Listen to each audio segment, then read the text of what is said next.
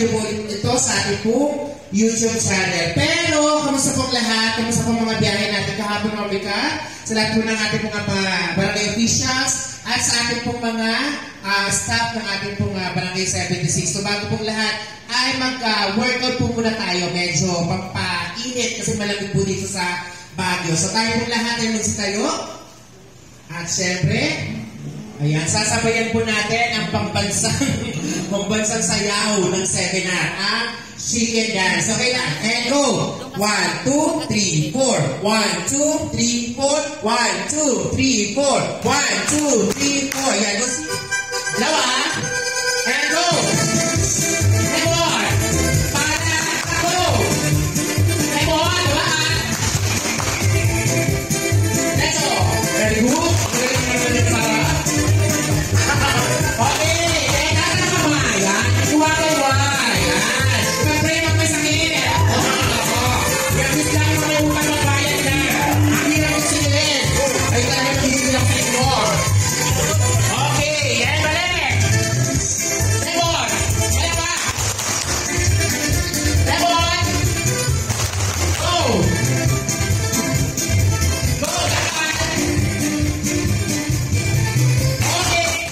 In the name of the Father, and of the Son, and the Holy Spirit. Amen.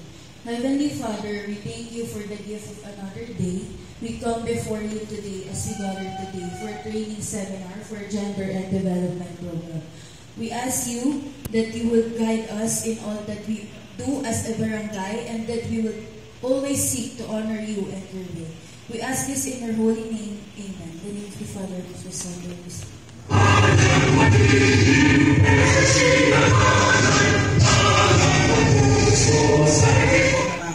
Para po tayo makapag-lingkod at makapag-service ng totoo at tama po sa ating mga barangay. Yun lang po at maraming salamat. Sa program, ay pa-apply po natin sa barangay natin. At hindi lang sa barangay natin kahit po sa program. So, yun lang po. At sa lahat na nandito mga participant na lumilip ng maraming salamat sa inyo. Mga po sa kanila. Isa lang po masasabi ko, tulad po sa nasabi na nila, na yung lecture na yun ay napaka-importante sa atin. At sana, matuto tayo, makinig, wala mo naman sa cellphone. Ang mga cellphone natin, i-silent natin.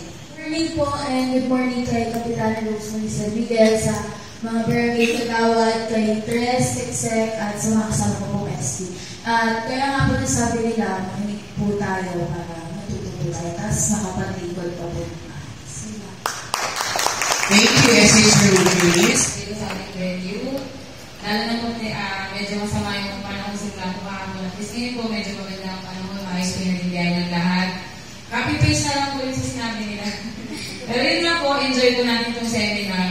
Habang natututo po tayo, nag-enjoy din po tayo. Para mas tumatak po sa isip natin yung mga marinig at natutunan natin ngayon. Thank you po, Ma'am Amor from the Energy Pasay. Thank you. Good morning po sa inyo lahat. Good morning. Lalo sa ating tinatawanan ng DILG bilang ating guest speaker for today. Good morning po, Kapitana. Good morning sa ating mga kagawad, secretary, at sa lahat ng participants na naririto ngayon.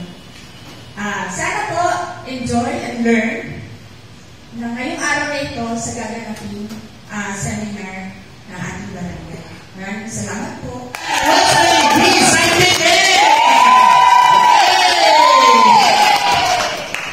Thank you, Ja. Alam mo, ganun talaga. Good morning! Good morning po! Kumusta naman po ang biyahe? Okay. Opo, kahapon, medyo nagka-problema ng hindi mo problema. Ang pitla. Kasi papunta kami dito, malakas sa ulan, medyo may pinamaan ba tayo sa sakit namin. Kung may nagawa ito, kaya wala siya dito, pinagawa. Pero wala naman nasakay. God's good pa rin, diba? Yes. So, gusto ko muna kayong i-welcome dito sa Paragon Hotel para sa ating seminar. Gusto ko rin i-extend yung welcome kay Ma'am Amorpina, nagpapastor, diba? Sa kanyang pagpapunta sa ating invitation. Parang kapagsulat si Ma'am.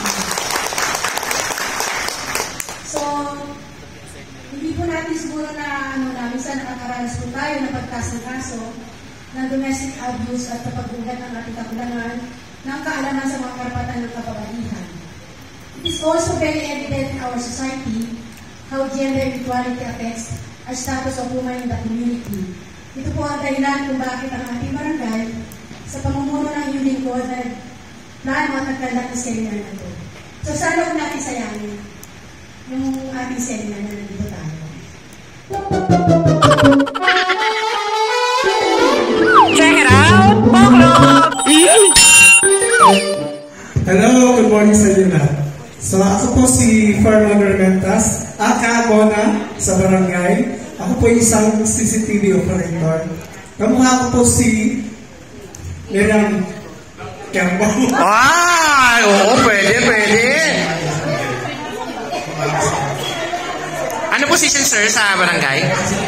Okay.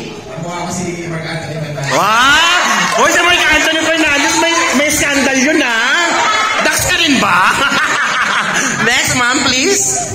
Ako po si Shirley Alicay, medtech po ng Barangay 76. Artista po si Tanya Garcia. Ay, pwede. Good morning po. Ako po si Flor Valesa, kahit po ng Barangay 76. Ang kamukha ko po si Aramina. Ay! Gusto naging guest natin sa kanya kaso yun, ha? Aramina. By the way, kasi Aramina parang napasmano. Okay, next. Good morning po sa lahat. Ako po si Nanda Bunay, sweeper po. Kamukha ko si Kaichi Abayan. Ay, pwede. Good morning po. Ako po si Rosa Marie Orquina, guard coordinator po. Ang kamukha ko ay si Bakekag. Hello po, good morning. Ako po si JC Valenza. Ang kamukha ko po ay si Catriola. Ay! Taray, may masabog. Ako po si Eunice Pagliasige at kaboses at kamukha ko po si Morris. Sinasabol, gusto. Kaya lang yung weather, wag na po natin siya. Okay, next.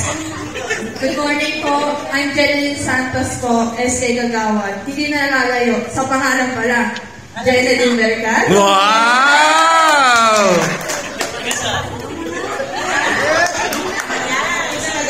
Jean Rojas. Kamukha ko daw po si Pauline Luna.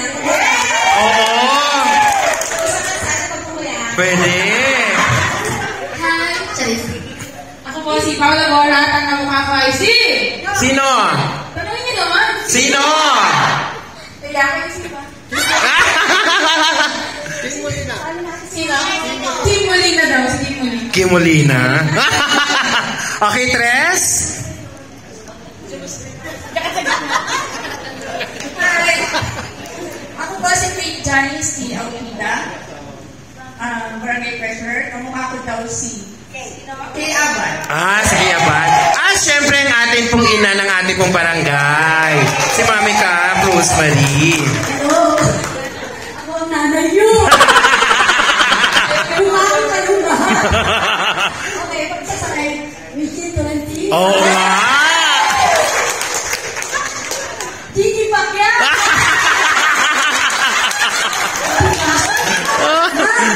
Dito ang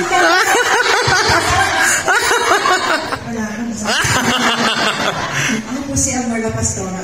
Your bilang nakalagay but you can call me Amor. Hindi ko alam kung sino na mukha ko eh. It's like Agon Isidro, ma'am. No. It's like Agon Isidro. Opo.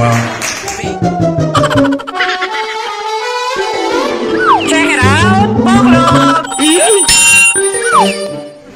Isa po sa mga expectations mo namin ay matakal po yung awareness po sa gender sensitivity para po maging aware po yung mga ibang bago po na member po ng GAR at yung mga ibang staff po, yung mga nakasama po ng STV. Mga newly elected, newly appointed. Maintindihan namin na maayos yung seminar na to, yung lecture po, at lagi isa po kayo po namin, pagdating po namin sa Pasay. Ang pamulado yung alaman namin, lalo sa processing.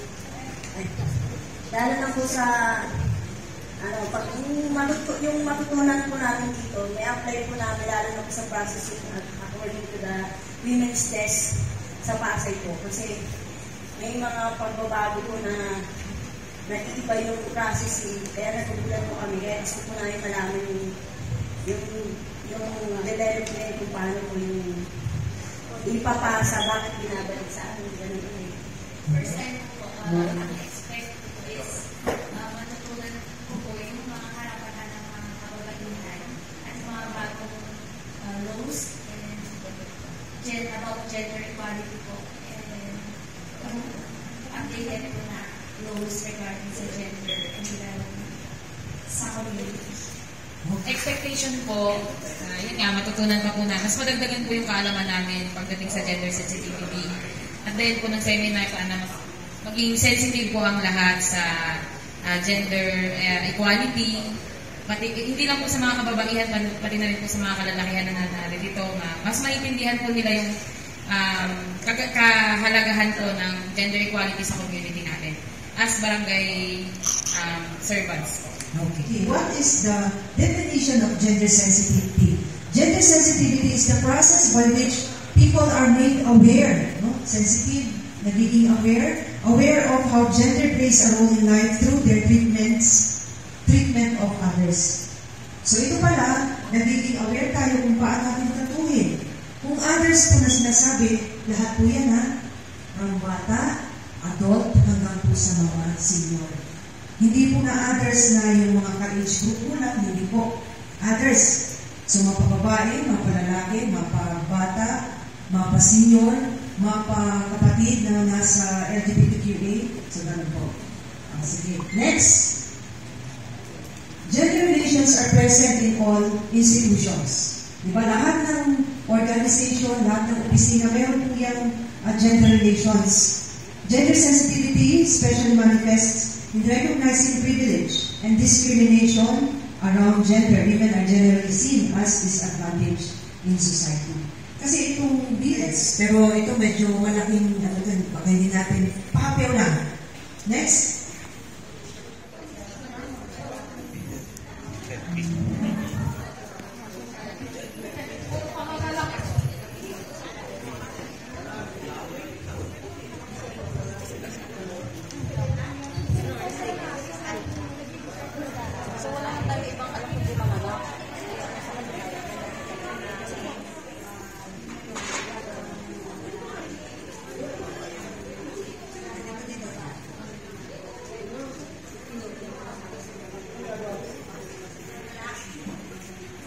Kaya bang gawin, mga lalaki yan guys? Yes! Sure kayo ha? Itong women. Seafarers. Hindi na po sa gender fair language, hindi na po natin ginagamit ang woman. Meron na.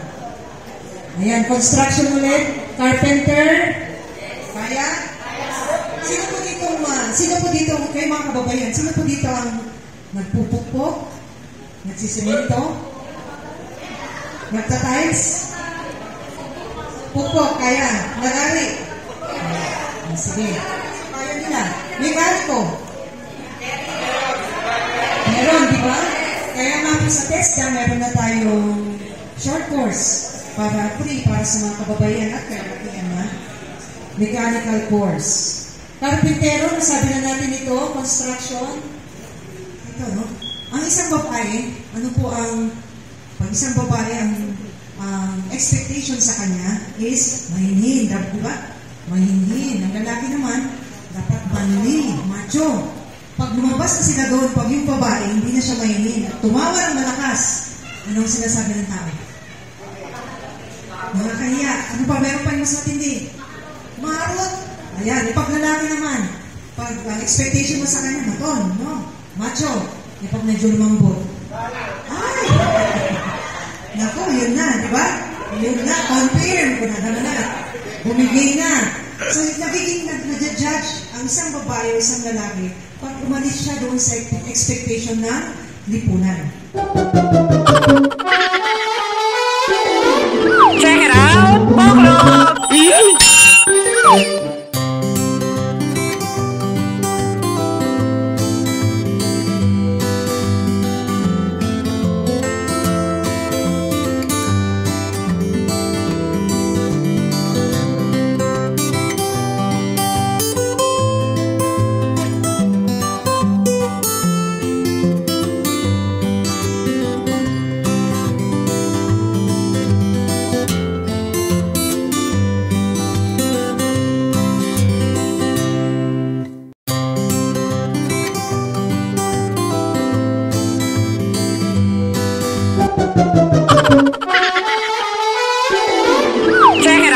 Baklog! Yes! Isa dyan! Oh, ayan na! Hey! Oh, makilis lang yun, ha? Oh, madali lang yan.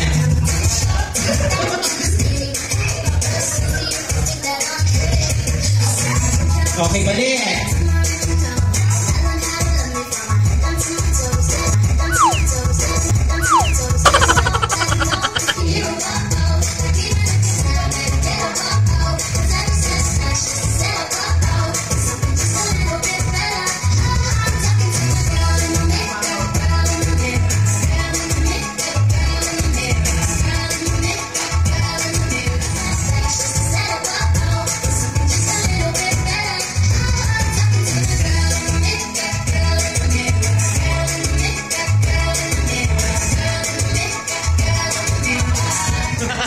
Gagagawan?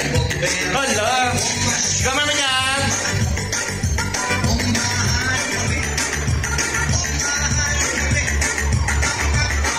O, yan na!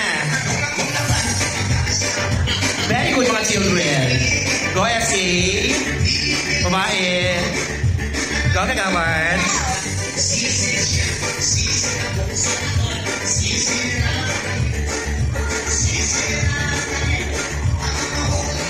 Okay, chorus. Very good.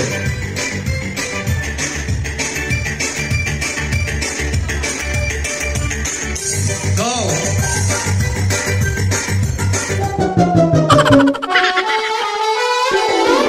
Check it out, Baklog! Pinapa-discuss po sa akin ang topic regarding po reach out operation. Tama po ba? Opo, and yung handling mga CNSP cases po natin, especially children. So for the reach out operation po, so for the process po na reach out operation, mostly po, pag reach out operation po ay kinakanta po yan ng isang team. So pag sinabi po natin team, andyan po si CSWDO, si PNP, sa atin po sa team natin, si POSU, PNP, CSWDO, and barangay po. Especially po yung mga nasa high-risk street natin. So kaya po madalas din po sa nasasakupan po ng Barangay 76, kaya kung napapansin nyo po, madalas po kami nagre-request din po sa inyo ng assistance. So for the reach out operation po, after po mag-convene ng team, so magkakandak po sila ng surveillance po or social preparation. For the social preparation, inaabot po siya ng within 1 or 2 weeks. Sinabi po yung pagkandak po ng profiling. Pag sinabi po natin profiling, pag sinabi po kunyari sa Ross Boulevard po, may report po sa atin. Ma'am, dito po marami pong street children or street dwellers. Bababaan po yan ng team. Magkakandak po sila ng area visitation. Then, i-spot po nila saan po yung maraming area na pinagtatambayan po ng ating mga street dwellers or street children. So, pag na-spotan na po nila, mag-i-interview po sila, i-interview po nila sino-sino po yung mga yon. Taga saan po sila, bakit po sila nandun.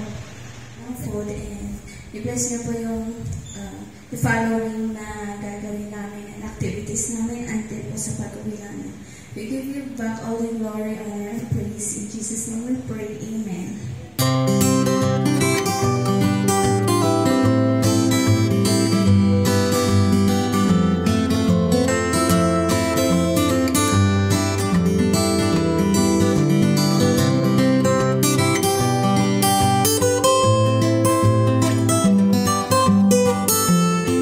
Somehow, something's never changed. Even time hasn't been a flame. You were right.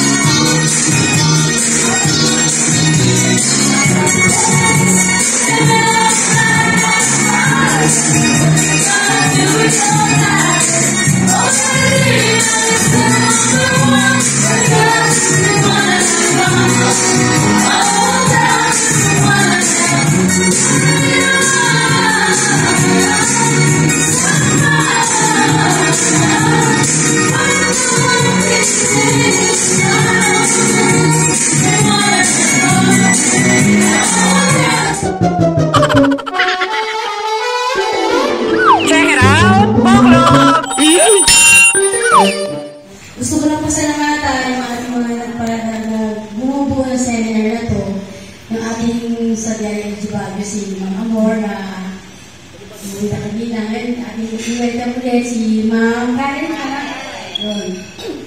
At makakatuwa na marating naman siya. So, makakasama po natin si Ma'am Karen hanggang sa last day natin sa Thursday. So, sana yung lahat ng mga diniscuss kanina, nagkaroon kayo ng mga pagkakataon na narinig nyo kanina sa mga sinabi kanina ni Ma'am Amor, ma-adapt ninyo. So, nagpapasalamat ako sa inyo lahat na nandito, mga kagawad. Okay? Enjoy na natin ang Thursday. Good night!